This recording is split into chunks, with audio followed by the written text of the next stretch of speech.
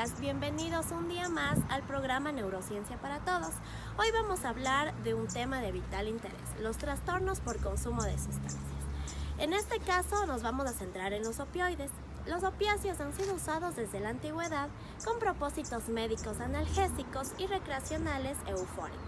Incluyen algunas drogas ilegales como la heroína, los opioides sintéticos como el fentanilo y otros legales con prescripción médica como la oxicodona, la hidrocodona y uno de los más conocidos que es la morfina.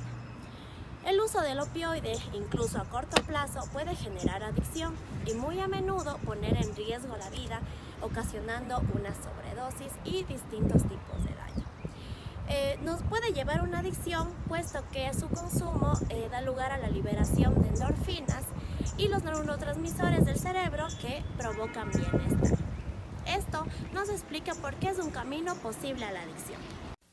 Un saludo a todos los presentes. Mi nombre es Viviana Lalvay y continuaremos hablando del trastorno por consumo de opioides, el mismo que provocará un cambio clínicamente significativo en la salud del paciente. Se manifestará al menos con dos de los siguientes hechos que mencionaré a continuación, estos dentro de un plazo de 12 meses. Los hechos a continuación son: consumo en cantidades o en tiempo prolongado, esfuerzos fracasados de abandono, dedica mucho tiempo en conseguir consumir y rehabilitarse de la sustancia, necesidad de consumir, consumo que lleva al incumplimiento de deberes dentro del hogar, escuela u hogar.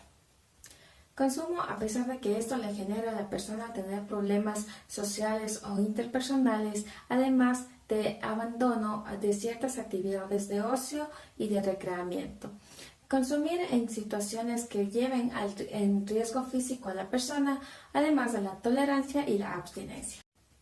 Dentro de la intoxicación por opioides tendremos algunos signos o síntomas que serán presentes. Inicialmente, tras el consumo de un opioide en cantidades excesivas, tendremos un comportamiento problemático o cambios psicológicos, contracción popular, habla pastosa, somnolencia o coma, incluso deterioro de la atención o de la memoria.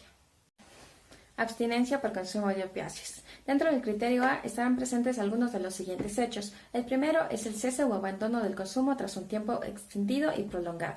Y el segundo es la administración de un antagonista de opiáceos después de un consumo excesivo. Dentro del criterio B tendremos los siguientes síntomas. Estos se presentarán y serán 3 o más para cumplir este criterio y se presentarán después de minutos o días después del criterio A.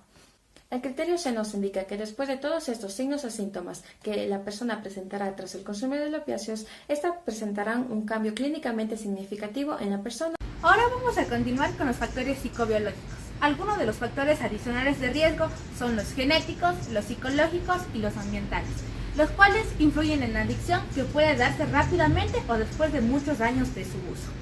Entre estos vamos a destacar la pobreza, el desempleo, antecedentes familiares de abuso de sustancias, antecedentes personales de abuso de sustancias, la edad temprana, antecedentes de actividades criminales o de problemas legales, contacto frecuente con personas o entornos con alto riesgo, problemas con familiares y amigos, conductas arriesgadas o de búsqueda de emociones, consumo excesivo de tabaco, antecedentes de depresión o de ansiedad grave, tratamiento de previos de rehabilitación por adicción a las drogas o el alcohol. Finalmente tenemos un dato muy importante, en el que a través de varios estudios se ha destacado que las mujeres tienen mayor probabilidad que los hombres a volverse dependientes de estos analgésicos. Vamos a hablar un poco sobre el mecanismo de adicción y los circuitos implicados de los opioides. Los opioides actúan sobre receptores opioides del subtipo mu, inhibiendo las interneuronas GABAérgicas del área tegmental ventral, lo que se traduce en una estimulación de las neuronas dopaminérgicas de esta área que se proyectan al núcleo accumbens. Los receptores opiáceos están localizados en los terminales presinápticos en el sistema nervioso central, en el que encontramos el cerebro, el tronco cerebral y las áreas neuronales. También vías sensitivas periféricas y otros territorios como el plexo mientérico y la médula adrenal. Finalmente, los opiáceos son altamente liposolubles y por ello es que se distribuyen a lo largo del sistema nervioso central. La acción central que tienen va a producir efectos mediante una estimulación del sistema de receptores opioides integrado por los receptores mu, delta y kappa. Los opiáceos interactúan directamente con los receptores Mu, los cuales están ampliamente relacionados con la dopamina y abstinencia. La exposición a ellos provocará alteraciones a nivel celular, molecular, psicológico y conductual. Este receptor acoplado a proteínas G modulará de diferentes respuestas fisiológicas, incluidas el dolor y el estrés. Los ligandos endógenos para los receptores de Mu son la endorfina y las encefalinas.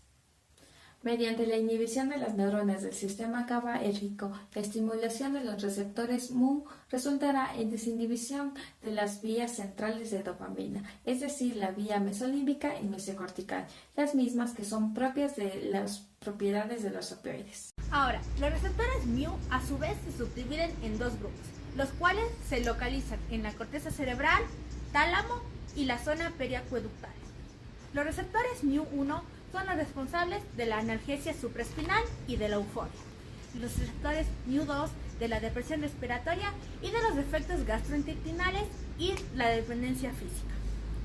Los efectos de tipo analgésico dependen de la acción sobre los receptores mu y en cada una de sus localizaciones de estos de inhibición de la liberación de la sustancia P en las terminaciones nerviosas aferentes y de la postsináptica de dicha sustancia sobre las interneuronas y neuronas eferentes de los gases espinotalámicos. Finalmente, decimos que han sido reportados otros dos tipos de receptores en los opioides, los cuales son sigma, que son los que producen los efectos psicomiméticos, alucinaciones, disforia, taquicardia, hipertensión arterial, estimulación vasomotora y respiratoria. Y finalmente los épsilon, de los cuales no se tiene mucha información actualmente. Para terminar con el programa del día de hoy, hablaremos sobre el mecanismo de las alteraciones del estado de ánimo y propiedades gratificantes de los opioides. No se sabe con toda certeza los mecanismos a través de los cuales los opioides producen euforia, tranquilidad y otras alteraciones del ánimo, como los mecanismos de recompensa. El efecto recompensa y los efectos motivacionales positivos están mediados por la liberación de dopamina en el núcleo accumbens. Mediante varios estudios con imágenes de resonancia magnética funcional, se ha encontrado que una pequeña cantidad de morfina, 4 miligramos, induce a un cambio de señales positivas en las estructuras de recompensa, tales como el núcleo accumbens, la extensión sublenticular de la amígdala, la corteza orbitofrontal y el hipocampo.